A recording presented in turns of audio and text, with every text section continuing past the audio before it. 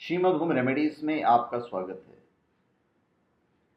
इस वीडियो में हम एक फिलॉसफी देने जा रहे हैं आपको, और कमेंट हम चाहेंगे कि आप इस वीडियो पे ज़रूर कीजिएगा।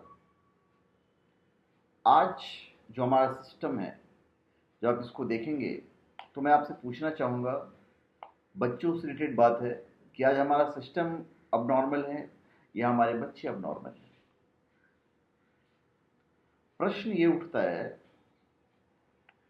कि आज 50% बच्चे रिटालिन गोली खाते हैं क्योंकि उनको एडिडो या ADHD मतलब अटेंशन डेफिसिट डिसऑर्डर यानी एकाग्रता की कमी की समस्या से जूझ रहे हैं। इस बारे में मेरी तो है जो राय तो मैं दूंगा ही, मैं आपकी भी राय जानना चाहूँगा। ये प्रश्न मैंने एक बहुत बड़े महापुरुष से किया था जिनका नाम सदगुरु है, उनसे किया था। उन्होंने भी कुछ जवाब दिए थे और काफ़ी अच्छा जवाब था, और वही मैं आपके सामने पेश करने जा रहा हूँ। आज डॉक्टर, मनोचिकित्सक और विशेषज्ञ के बीच ऐसा लगता है कि आजकल कोई नॉर्मल बच्चा पैदा ही नहीं हो रहा है। आजकल बच्चे सामान्य है ही नहीं, क्योंकि वो कुछ भी करें एक ठप्पा उनके लिए तैयार है। अगर वे खूब सक्रिय हैं और धमा चौकड़ी करते रहते हैं तो उन पर अति सक्रिय या हाइपर एक्टिव होने का ठप्पा लगा दिया जाता है, मतलब ADHD। अगर वे थोड़े आराम से काम करते हैं तो उनको कुछ और नाम दे दिया जाता है। वे चाहे जैसे एक ही ठप्पा उन पर लगा दिया जाता है, बल्कि जोर से ठोक दिया जाता है, जैसे पूरी जिंदगी छुड़ा नहीं पाते। कोई तेज दौड़ सकता है, कोई लंगड़ाता है, कोई कुछ और करता है। ये सब सामान्य बातें हैं। इंसान ऐसे ही तो होते हैं। वे असामान्य सिर्फ इसलिए लगते हैं क्योंकि हम उन सभी को एक ही खांचे में फिट करने की कोशिश कर रहे हैं। अब जैसे आप सफर कर रहे हैं तो एयरपोर्ट पर उनके पास मापने का साधन होता है, उसमें आपको बैग को फिट करना होता है। फिट नहीं हुआ तो कुछ एयरलाइन आपके बैग साथ लेके जाने नहीं देते हैं। शायद ही किसी का बैग उसमें फिट होता हो, जो ऊपर जो रखने का जो सामान होता है। वैसे मुझे यकीन है कि आतंकी लोग जरूर सही साइज का बैग लाते हैं, पर आम यात्रियों के बैग उसमें फिट नहीं होते हैं, क्योंकि सफर पर जाते वक्त लोगों को कई चीज़ों की जरूरत पड़ती है। छोटी मोटी ना जाने कितनी चीज़ें, ऊपर से कुछ हम लोग खरीद भी लेते हैं, तो इस तरह बैग जो बड़ा हो जाता है और फिट नहीं हो पाता है, तो फिर वे तमाम लोग असामान्य हुए। आपने काम का पेड़ देखा होगा जो हर तरह से ठीक है। इसी तरह क्या आपने कोई ऐसा इंसान देखा है जो हर तरह से ठीक और पूर्ण हो? अगर वे मशीन से बने हुए ना हो तो फिर आप जिसे परिपूर्ण कह सकें, ऐसा कोई सवाल ही नहीं उठता है। इस तरह से पूरे होने की हमारी सोच कितनी उलझी हुई है। हमारी सोच ये हो गई है कि अगर हम हर किसी को एक ही खांचे में फिट कर सकें तो हर तरह से पूरे से ठीक और पूरे हैं। पर चूंकि हम हर किसी को एक जैसी स्कूली पढ़ाई दे रहे हैं, इसलिए हम सोचते हैं कि हर किसी को डॉक्टर, इंजीनियर या ऐसा ही कुछ बनना चाहिए। बेचारे बच्चे कैसी यातना भुगत रहे हैं, आप सोचिए।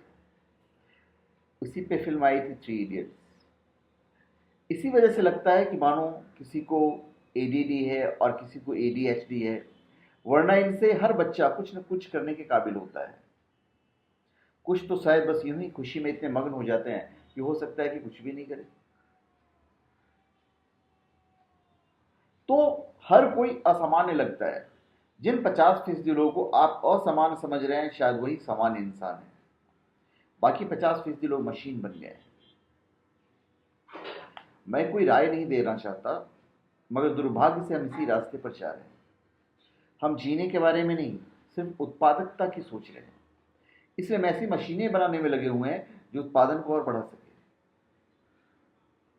इसलिए अगर कोई भी मशीन अगर उतना उत्पादन नहीं कर पाता है जितना आप सोच सकते हैं, तो अचानक वो असामान्य लगने लगता है।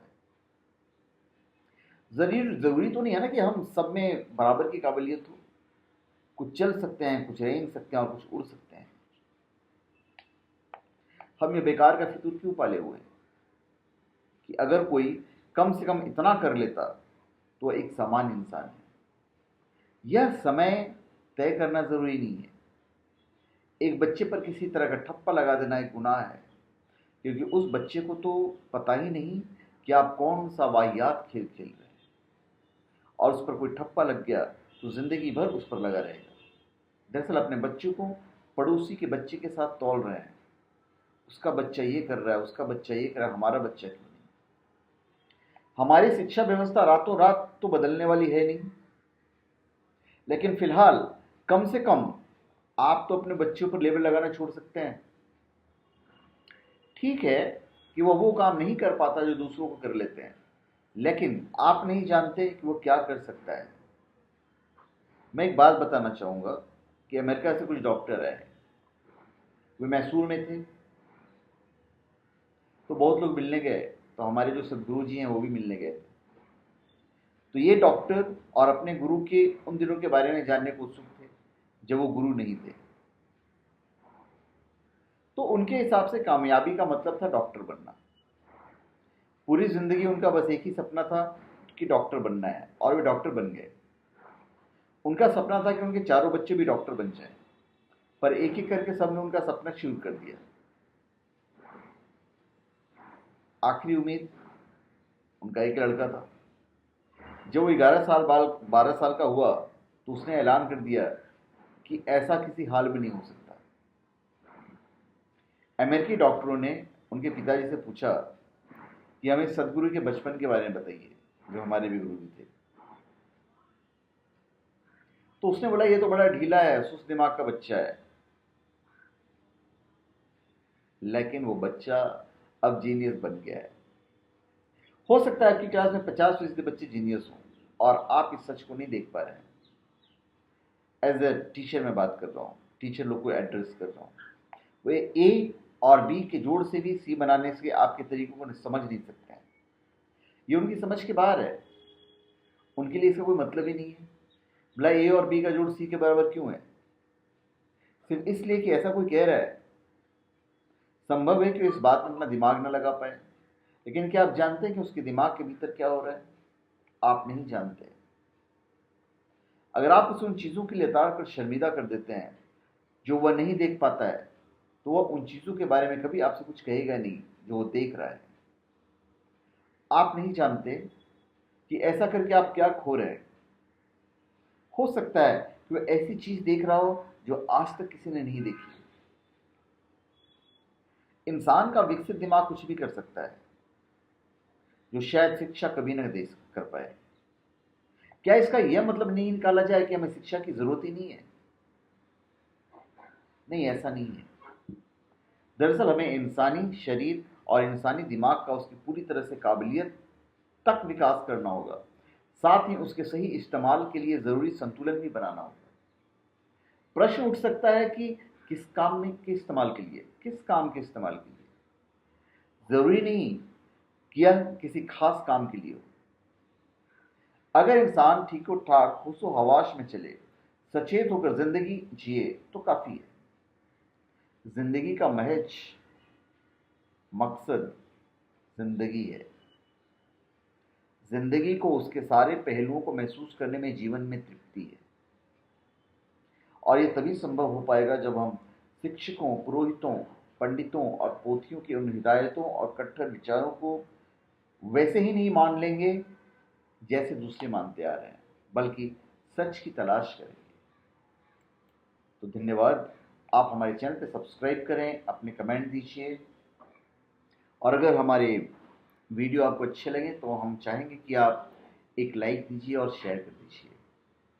पर अगर आपको हमारे वीडियो अच्छे नहीं लगे तो डिसलाइक करने का आपको पूरा अधिकार है। और अगर आपको कुछ प्रश्न पूछना है तो आप कमेंट बॉक्स के नीचे, वीडियो के नीचे कमेंट बॉक्स होता है, वहाँ पे आप कमेंट कर सकते हैं।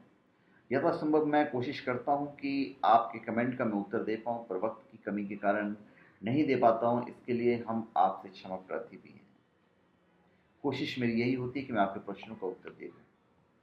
तो धन्यवाद। आप हमारे चैनल पे सब्सक्राइब करें और अपने कमेंट दीजिए, और अगर आपको वीडियो अच्छा लगा तो आप उसे शेयर कर दीजिए। धन्यवाद।